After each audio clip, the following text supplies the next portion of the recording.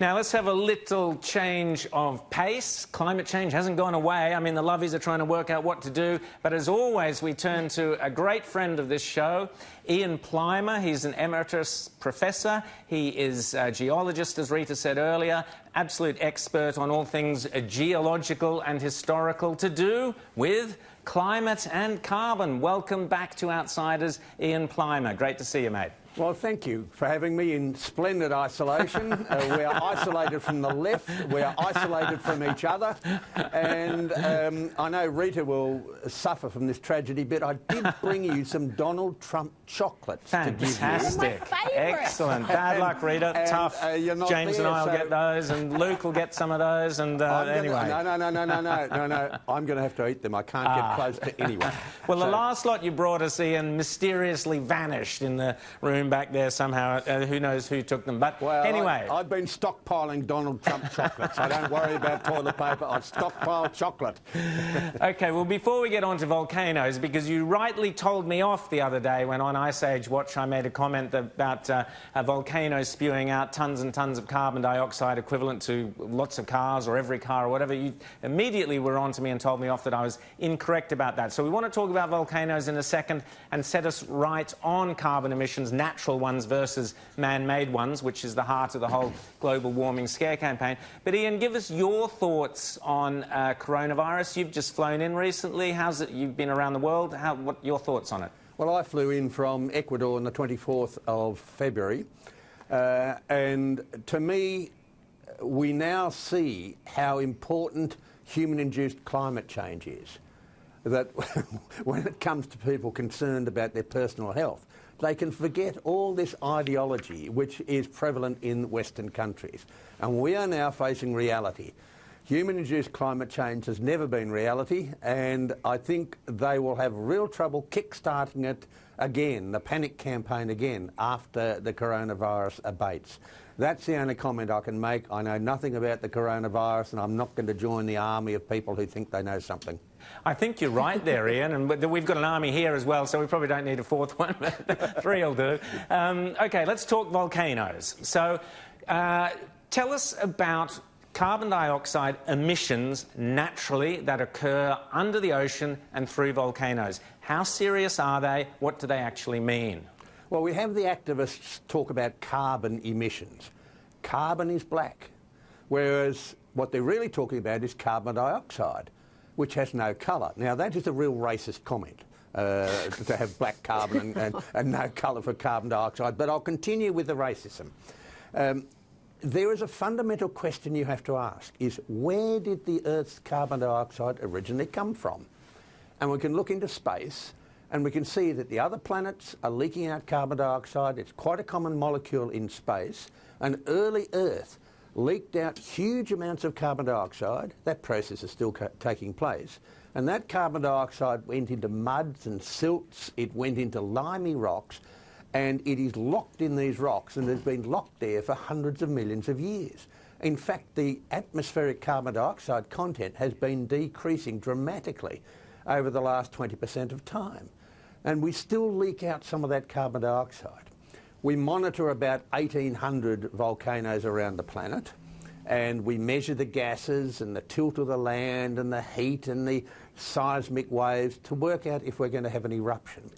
But we've got at least 40,000 kilometres of mid-ocean ridges with thousands of volcanoes spewing out lava and carbon dioxide. We've got 3.5 million off-axis volcanoes. Not one of these has a permanent measuring station.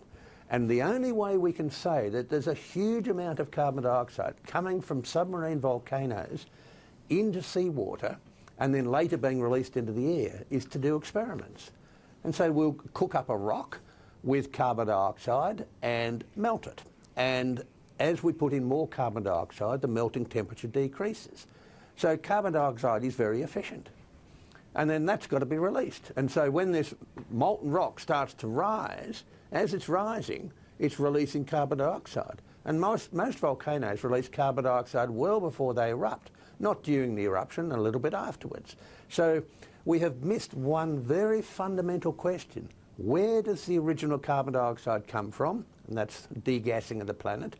Is that process still taking place? Yes. Can we measure it or see it? Well, we can measure it, but we don't. Can we see it? No. So, Ian, what does this mean for all the sort of climate models we hear all about the whole time? Oh, the modelling shows we're going to do this, and the modelling shows this amount of carbon dioxide. We've increased the amount of carbon dioxide in the atmosphere. How much of the carbon dioxide in the atmosphere comes from our activities as a species, and how much is bubbling away under the ocean anyway? Well, the figure that is commonly used is that 3% of annual emissions come from humans, and the other 90% comes from ocean degassing, and from a little bit of respiration and a few from hot springs and a few other little things. Fighting cows? Yes. Where does that 97% really come from? It actually comes out of the ocean, some of which dissolves atmospheric carbon dioxide, but a lot of which has carbon dioxide added deep down. So we have huge uncertainty as to the numbers.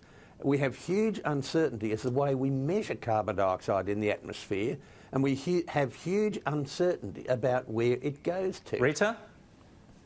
Well, I'm interested in Ian's take on some of the commentary comparing the current crisis, the coronavirus crisis, with climate change. And I want to just bring to your attention a piece that was published yesterday in the Toronto Star, where Heather Malik wrote, and I quote, "COVID-19 deaths may increase day by day, but that's not where the terror lies. The true terror is mass death that could become a reality if we don't tackle climate change." Just interested in Ian's take on that, on the response to coronavirus compared to the response to climate change, and Heather Malik's prediction that mass death is inevitable unless we take drastic action. They just don't let go, do they? Have a look at the economic chaos that the isolation that coronavirus is giving us. Now, add to that one other factor. If we have a 50% or 100% emissions reduction, that means we can't plant crops, we can't harvest crops, and we can't take food from rural Australia into the cities. If you want to panic about dunny paper, you wait till we have no fuel for carrying food to the cities. Then we will have panic. So they just don't get it. They still want to beat the drum, but the drum is drowned out by all the noise of something real. James? Just very quickly, Ian, what about the reaction? I've seen some people on Twitter, including a few columnists even, suggest that actually what's happening here with COVID-19 or coronavirus is that the Earth is kind of reacting against humanity, and that this is actually what we deserve for getting our lives out of tune with nature, so to speak. Well, James, whatever they're on, I want some of it. It sounds pretty good stuff. Ian Plimer, thanks so much for coming along to see us this morning. I'm sorry we had to sit you in your different little lab over there, a laboratory experiment with Ian Plimer in it, but thanks so much for telling us. Thank and you I for stand the splendid corrected isolation on volcanoes. Thanks so much.